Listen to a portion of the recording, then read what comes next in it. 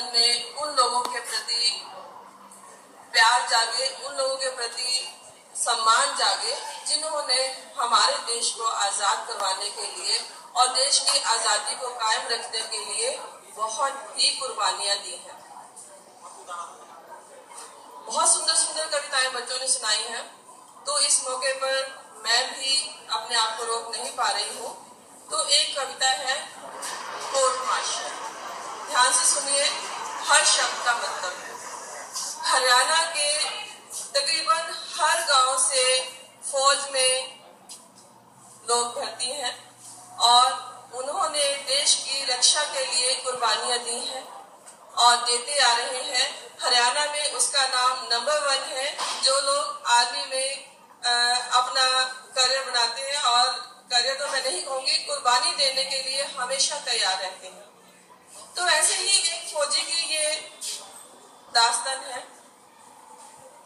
उससे पहले मैं आपको आर्मी का एक रूल बताना चाहूंगी कि जब कोई फौजी सेना में जाकर बॉर्डर पे लड़ता है, कुर्बानी देता है, उसको सम्मान दिया जाता है। और जब वो अपनी ड्यूटी के प्रति लापरवाह पाया जाता है तो उस समय उसका कोर्ट मार्शल किया जाता है। कोर्ट मार्शल का मतलब है कि उसको नौकरी से भी निकाला जा सकता है और उसके विरुद्ध और भी कानूनी कार्रवाई की जा सकती है। तो एक ये ऐसा ही फौजी है जो कि लगता है कि उसने अपनी ड्यूटी ठीक से नहीं निभाई है, लेकिन अब आप खुद देखिए कि क्या उसने अपनी ड्यूटी निभाई या अपनी ड्यूटी नहीं निभाई।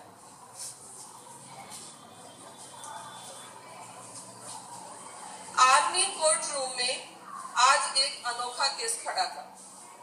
आर्मी कोर्ट रूम में आज एक केस अनोखा अड़ा था।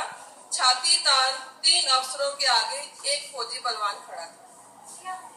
आर्मी कोर्ट रूम में आज एक अनोखा केस अड़ा था और छाती तान 3 फौजी अफसरों के आगे एक फौजी खड़ा था। ध्यान से सुनिए। बिन हुक्म बलवान तुमने ये कैसा कदम उठा लिया? बिन हुक्म बलवान तुमने ये कैसा कदम उठा लिया? किससे पूछ उस रात तू दुश्मन की सीमा में जा लिया? किससे पूछ बलवान तू दुश्मन की सीमा में जा लिया? बलवान बोला, सर जी ये बताओ कि वो किससे पूछ के आए थे? सर जी ये बताओ वो किससे पूछ के आए थे? 100 फौजियों के सर काटने का फरमान वो कौन से बाप से लाए थे? 100 फौजियों के सर काटने का फरमान वो कौन से बाप से लाए थे? बलवान का जवाब में सवाल दागना अफसर को पसंद नहीं आया और बीच वाले अफसर ने लिखने के लिए जल्दी से पेन उठाया। ऐसा ही होता है, जब हमें अपने सवाल का जवाब नहीं मिल पाता तो उस बात को टालने के लिए थोड़ा सा अफसर लोग भी इधर उधर ध्यान देते हैं कि इस बात को टाल दिया जाए।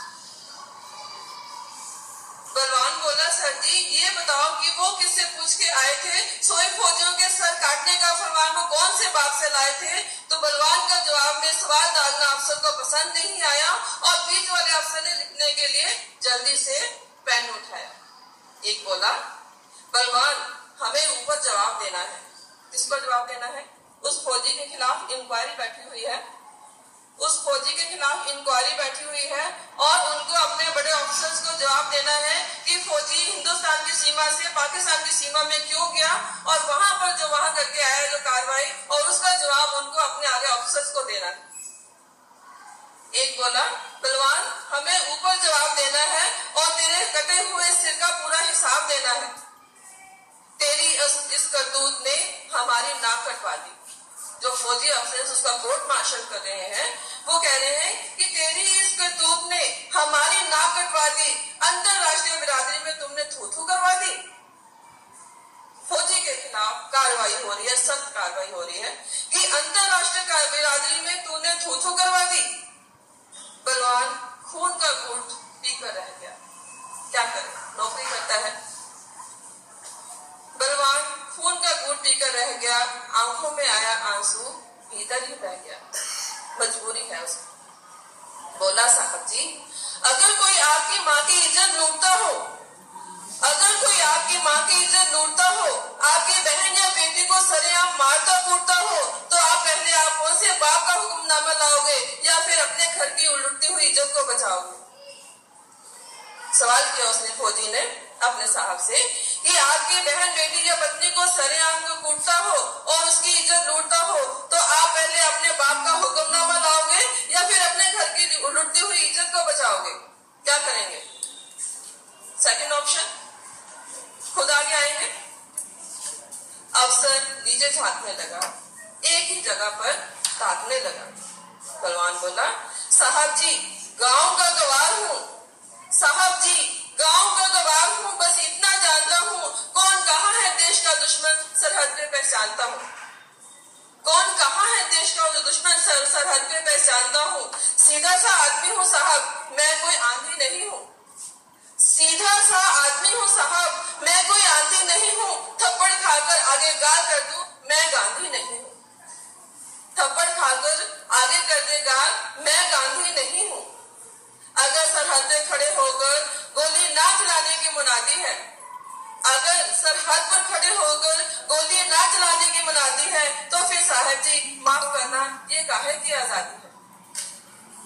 सुनो साहब जी, सरहद पर जब भी छिड़ी लड़ाई है, सरहद पर जब भी छिड़ी लड़ाई है, भारत माँ दुश्मन से नहीं अपने आप के जैसों से हारी है। सरहद पर जब भी छिड़ी लड़ाई है, भारत माँ दुश्मन से नहीं आप जैसों से हारी है।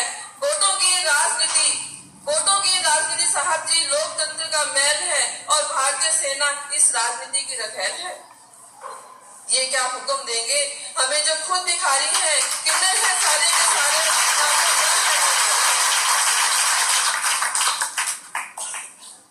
ज्यादा क्या कहूँ साहब, ज्यादा क्या कहूँ साहब जी, दोनों हाथ जोड़कर माफी है। ज्यादा क्या कहूँ साहब जी, दोनों हाथ जोड़कर माफी है। और साहब जी एक बात बताओ, साहब जी एक बात बताओ, वर्तमान से थोड़ा पीछे जाओ। साहब जी एक बात बताओ, वर्तमान से थोड़ा पीछे जाओ।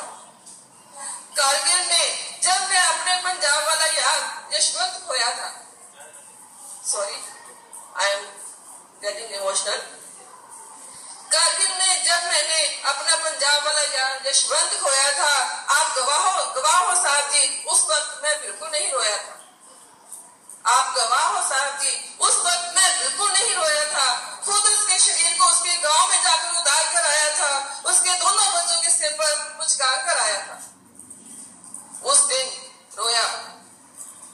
दिन रोया जब उसकी घरवाली हौसला छोड़ती दिखी और लघु सचिवालय में वो चपरासी के हाथ पे जोड़ती दिखी। एक फौजी जिसने देश में कुर्बानी दी है, उसकी फैमिली को बाद में सफर करना पड़ता है। आप नहीं समझते हो, थोड़े दिन में समझोगे। हमने ऐसे केसेस देखे हैं, that's why I am getting emotional. ऐसा ही होता है। फौजी को सम्मान दिया जाता है जब वो जान देता है। फौजी के परिवार का बिल्कुल ध्यान नहीं रखा जाता है। बाद में बच्चों को, परिवार को बहुत ही मुश्किलों का, मुसीबत का सामना करना पड़ता है। उस दिन मैं रोया जब उसकी घरवाली हौसला छोड़ती दिखी और लघु सचिवालय में वो चपरासी के हाथ पे जोड़ती दिखी। आग लग गई साहब जी दिल में, आग लग गई साहब जी दिल में। दिल किया कि सबके छक्के छुड़ा दूं, चपरासी और उस चरित्रहीन अफसर को गोली से उड़ा दूं। 1 लाख की आस में भाभी आज भी धक्के खाती है। 1 लाख की आस में भाभी आज भी धक्के खाती है। 2 मासूमों की चमड़ी धूप में झुलसी जाती है। और साहब जी शहीद जोगिंदर को तो नहीं भूले होंगे आप। साहब जी शहीद जोगिंदर को तो नहीं भूले होंगे आप। घर में जवान बहन थी और जिसकी और अंधा था बाप जिसका।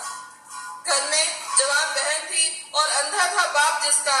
आप बाप हर रोज लड़की को कमरे में बंद करके आता है और स्टेशन पर 1 रुपए के लिए जोर जोर से चिल्लाता है। पता नहीं कितने जोगिंदर जसवंत यूं अपनी जान गंवाते हैं और उनके परिजन मासूम बच्चे यूं दर-दर की ठोकरें खाते हैं। भले गले से तीसरा अफसर बोला, बात को ज्यादा ना बढ़ाओ, भरे गले से तीसरा अफसर बोला कि बात को ज्यादा ना बढ़ाओ, उस रात क्या क्या हुआ था बस हमें अपनी सफाई में यही बताओ।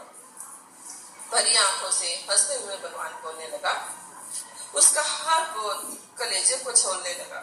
साहब जी, उस हमले की रात जिस गलती के लिए उसका कोर्ट मार्शल किया जा रहा है, जिस गलती के लिए उसको आज सजा देने के लिए तैयार बैठे हैं 3 अफसर, वो गलती उसकी थी या नहीं थी आप खुद जाने।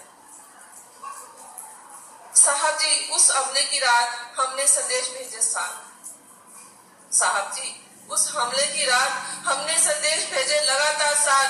हर बार की तरह कोई जवाब नहीं आया। 2 जवान मारे गए पर कोई हिसाब नहीं आया। चौकी पे जमे जवान लगातार गोलीबारी में मारे जा रहे थे। चौकी पर जमे जवान लगातार गोली में मारे जा रहे थे और हम दुश्मन से अपने हेडक्वार्टर से हम दुश्मन से नहीं और अपने हेडक्वार्टर से हारे जा रहे थे। हेडक्वार्टर से कैसे कि वहां से उनको कोई जवाब नहीं मिल पा रहा था कि उनको एक्शन लेना है या नहीं लेना। अफसर पूछ रहे हैं अपने हेडक्वार्टर में फोन करके कि हम क्या करें इसमें कार्रवाई, ऊपर से कोई जवाब नहीं आ रहा है। उस चक्कर में फौजी मारे जा रहे हैं। चौकी पे जमे जवान लगातार गोलीबारी में मारे जा रहे थे और हम दुश्मन से नहीं अपने हेडक्वार्टर से हारे जा रहे थे। फिर दुश्मन के हाथ में कटार देख मेरा सिर चकरा गया। फिर दुश्मन के हाथ में कटार देख मेरा सिर चकरा गया। गुरमेल का कटा हुआ सर जब दुश्मन के हाथ में आ गया। फेंक दिया ट्रांसफार्मर मैंने, फेंक दिया ट्रांसमीटर मैंने और कुछ भी सूझ नहीं आई थी। बिन आदेश के पहली मरतबा सर मैंने बंदूक उठाई थी। गुरमेल का सिर लिए दुश्मन रेखा पार कर गया था। गुरमेल का सिर लिए दुश्मन रेखा पार कर गया था। पीछे पीछे मैं भी उसकी धरती पर धर गया था। पीछे पीछे मैं भी उसकी धरती पर धर गया था। पर वापस हार का मुंह देखकर नहीं आया हूँ। वापस हार का मुंह देखकर नहीं आया हूँ। वो 1 काट कर ले गए थे, मैं 2 काट कर लाया हूँ। इस बयान का कोर्ट में ना जाने कैसा असर हुआ। इस बयान का कोर्ट में ना जाने कैसा असर हुआ।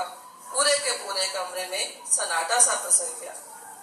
पूरे का पूरा माहौल बस एक ही सवाल खोज रहा था कि कोर्ट मार्शल फौजी का हो रहा था या पूरे देश का हो रहा था। कोर्ट मार्शल फौजी का हो रहा था या पूरे देश का हो रहा था।